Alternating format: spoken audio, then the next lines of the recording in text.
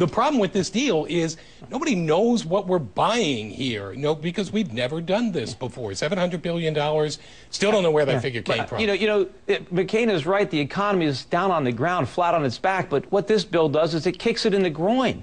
I mean, this is ridiculous. I mean, he missed an opportunity to blame these problems on government, to blame it on the Federal Reserve, to put the blame where it really belongs, and then differentiate himself from Obama, and then talk about real change, changing this monetary and fiscal policy that created this mess, not buying into the liberal agenda that it's the greed on Wall Street that's the problem, that big government is the solution, because he loses that battle. Well, I can't believe that nobody is talking about this. Do we have the clip by any chance of Alec Baldwin on Bill Maher this last weekend? You got to see this. We'll play for it when we can. It's unbelievable.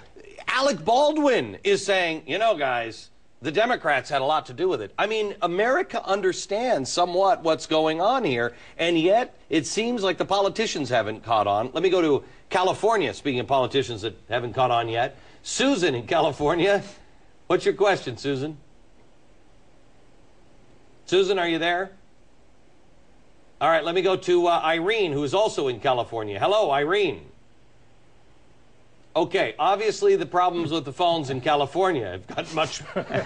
Arnold can't pay his bills, Glenn, and this is the first indication. The telephones are breaking down. You've just written a piece in the Wall Street Journal about California. Yeah. Tell me what California has done in the last 3 weeks before they asked us for this bailout.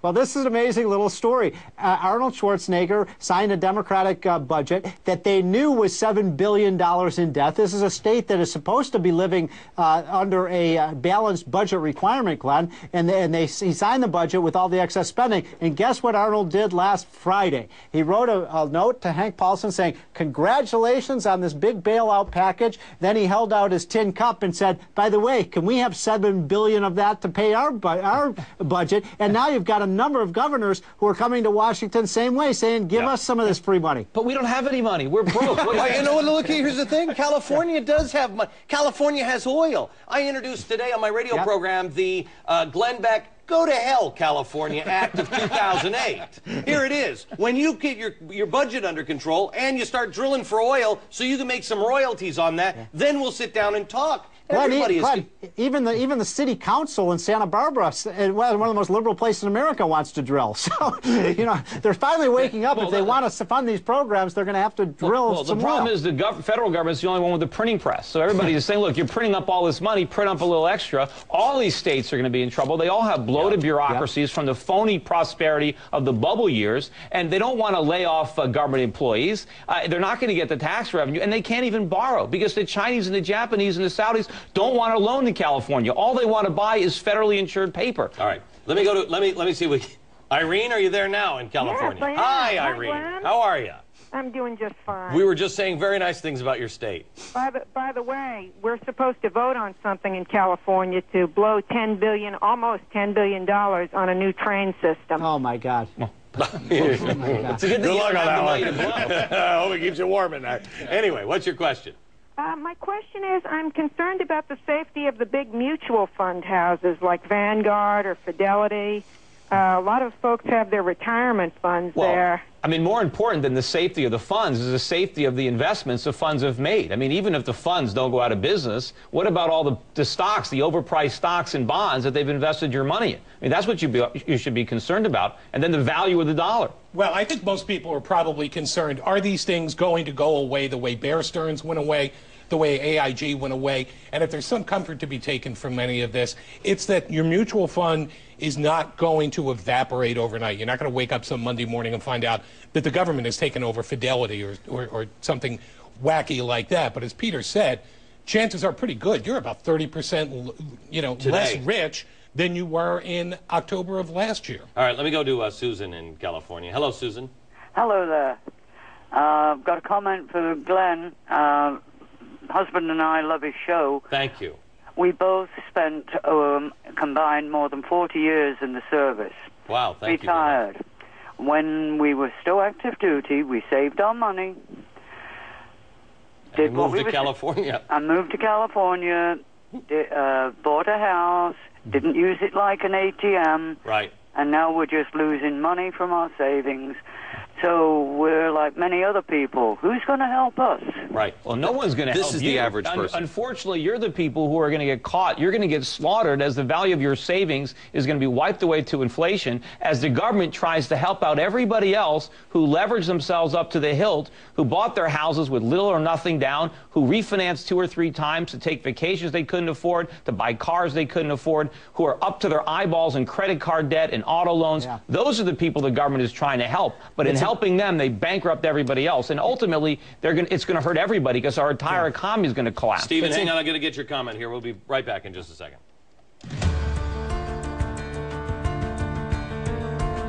Fannie Mae and Freddie Mac are not in a crisis.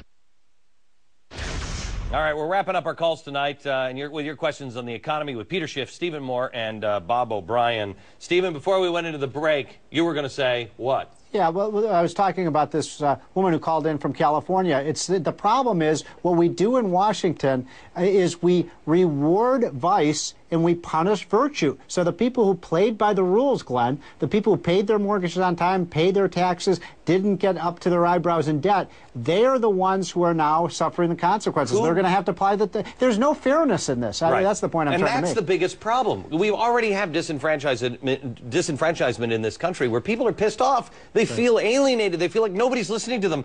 When you have Barack Obama, Stephen, correct me if I'm wrong, Barack Obama is saying that he's going to give tax cuts to 95%.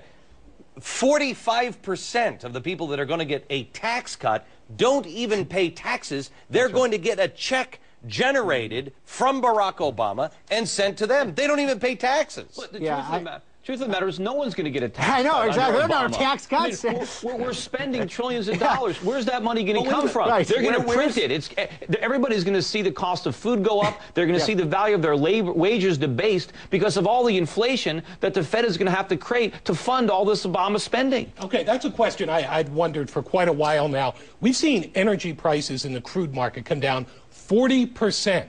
Why has it been so slow to work its way through to the retail level? Are you paying 40% less for oil when you pull up to the pump? Are you paying half as much for cornflakes? But those prices aren't going to stay down. This is a function of liquidity right now. Oil prices are going a lot higher. This is temporary. Let me tell you something. Oil prices are going to go a lot higher, gang, because Russia can't afford to have oil prices this low. I think you are looking at, again, the perfect storm. You have people that need that oil price coming up. I think the whole world is going to be destabilized for that very reason. Well, especially when the Chinese, look, when the Chinese finally come to their senses and revalue the yuan higher, all of a sudden you're going to see an explosion in demand for energy out of China, and those prices are going to go ballistic. Okay. All right. We're coming back later. Of course, we're going to cover everything for you on politics and the debate and everything tomorrow night, along with the economy. And then later on this week, we're also going to be covering how the hell did we get here? Who the heck put us in this situation? And you know what? Everybody has blood on their hands. Don't listen to any of these politicians say, oh, it's that guy. He didn't have anything to do with it. Yeah, they did. Both sides did. And you know what? We also have to take the blame. The question is, are we going to start being responsible Americans? The answer better be yes. From New York, the financial crisis capital of the world. Good night.